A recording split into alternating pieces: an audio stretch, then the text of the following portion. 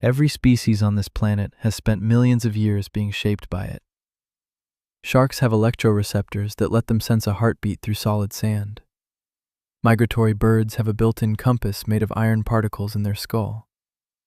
Camels can lose a quarter of their body water and just keep walking like nothing happened. Earth built every creature on it with a kind of brutal precision. And then there's us. We collapse from heat stroke in weather a desert lizard would consider mild. We need 8 hours of total unconsciousness every single night just to function. We're allergic to peanuts, to bee stings, to our own immune systems overreacting to literal dust. What if the reason humans feel so mismatched to this world is because, on some level, we actually are? Let's start with the obvious one: sunlight. Every other mammal on this planet can walk outside without a second thought. A wolf doesn't need a hat. A horse doesn't need SPF 50. But us? 20 minutes of unprotected midday sun, and we start cooking from the outside in. We had to invent an entire industry just to survive standing under our own star. That's not a small adaptation gap. That's a species walking around with the wrong settings. Now look at sleep. Every land mammal sleeps, sure, but almost none of them go fully unconscious and immobile for a third of their entire life the way we do. A horse sleeps standing up, mostly in light bursts, fully alert. A dolphin literally shuts down only half its brain at a time so it never stops breathing or watching for predators. We just go offline completely, for hours, defenseless, every night, without fail. If you designed a creature to survive on a planet full of predators, you would never build it this way. It's almost like sleep evolved somewhere safer than here. Then there's gravity. Astronauts who spend 6 months on the International Space Station come back with weaker bones, shrunken hearts, and blurry vision because their bodies adapted to zero gravity almost immediately. But here's the strange part. Even under full Earth gravity, our spines are falling apart by middle age anyway. Lower back pain is one of the single leading causes of disability on the entire planet. If our bodies were actually built for this exact gravitational pull on this exact planet, you'd expect our skeletons to hold up a little better than this. And let's talk about childbirth again, because it's worth repeating just how extreme this is. Human birth has one of the highest maternal mortality rates of any species on Earth relative to body size. A giraffe gives birth standing up, and the calf drops 6 feet onto the ground and is walking within 30 minutes. A human baby can't even track a moving object with its eyes for the first few weeks. We are, by a wide margin, the most helpless newborns of any species that has ever existed. Something about the math of bigger brains and narrower hips just doesn't fit cleanly. It's like 2 different blueprints got jammed together. Here's one people don't talk about enough: our circadian rhythm. You'd assume it's locked perfectly to Earth's 24-hour rotation, right? It's not. Studies on humans isolated from daylight, clocks, and any time cues show that our internal body clock naturally drifts to something closer to 24 hours and 11 minutes, sometimes more. It's small, but it's consistent. Every other animal studied this way locks tightly to Earth's actual day length. We drift, like we're running on a slightly different clock than the planet we're standing on. Now, here's where this stops being just body trivia and starts getting genuinely strange. In 1973, Francis Crick, the man who co-discovered the structure of DNA and won a Nobel Prize for it, published a serious scientific paper proposing something called directed panspermia. The idea that life on Earth wasn't a local accident, but was deliberately sent here by an intelligent civilization elsewhere in the galaxy. This wasn't a fringe blogger. This was one of the most respected biologists alive, putting his name on the idea that life on Earth might be an import, not a product. And the timeline doesn't make his idea easy to dismiss. Earth is about 4.5 billion years old.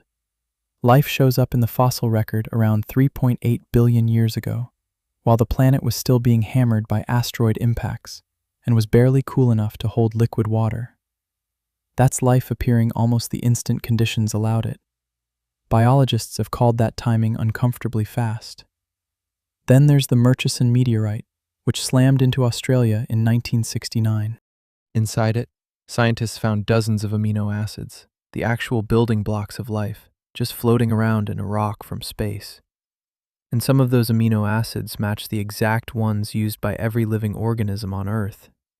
The raw ingredients for life apparently exist out there in the universe already, just drifting through the dark, waiting for somewhere to land. We also now know life can survive that journey. Tardigrades, these microscopic creatures that look like 8-legged jelly beans, have been blasted with cosmic radiation, frozen near absolute zero, and exposed to the total vacuum of space, and they survived. In 2019, a spacecraft carrying tardigrades crash-landed on the moon, and scientists genuinely believe some of them might still be alive up there right now. Life isn't fragile, it's a hitchhiker. So where does that leave us? Honestly, mainstream science actually has solid counter-arguments for almost everything we just covered. And they're worth hearing because they're not weak explanations.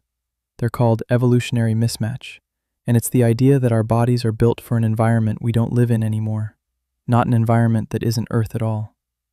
We lost our body hair to sweat more efficiently while chasing prey across hot savannas, which is also why we burn easily now that we're not constantly moving through shaded forests. Our sleep patterns evolved around firelight and safety in numbers, not the dangers our ancestors actually lived with for millions of years before that. Our spines are 6 million years into a still unfinished upgrade from walking on 4 legs to walking on 2.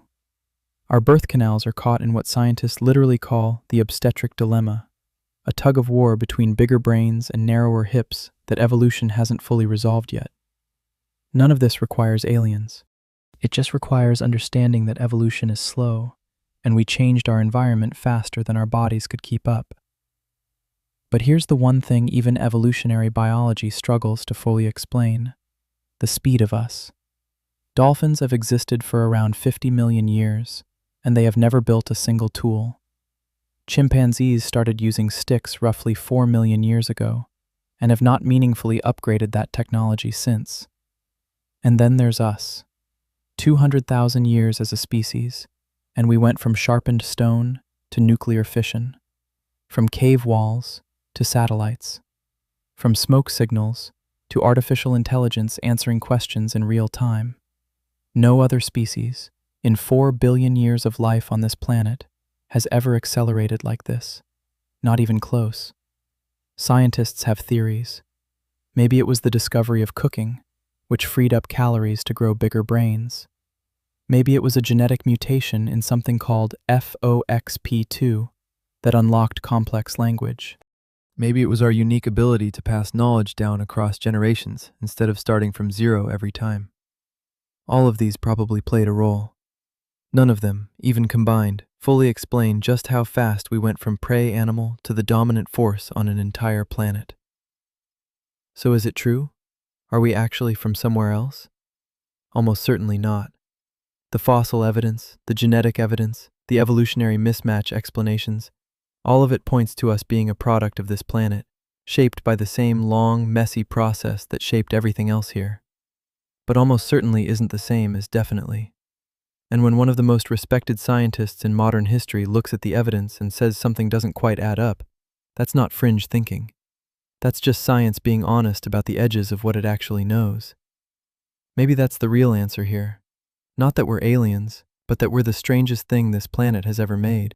A species that burns under its own sun, breaks under its own gravity, can't sleep safely, and somehow still looked up at the stars and decided to go there anyway. If we're from here, that restlessness is the most human thing about us. And if we're not, then we've been trying to find our way back for 200,000 years, and we still don't know it.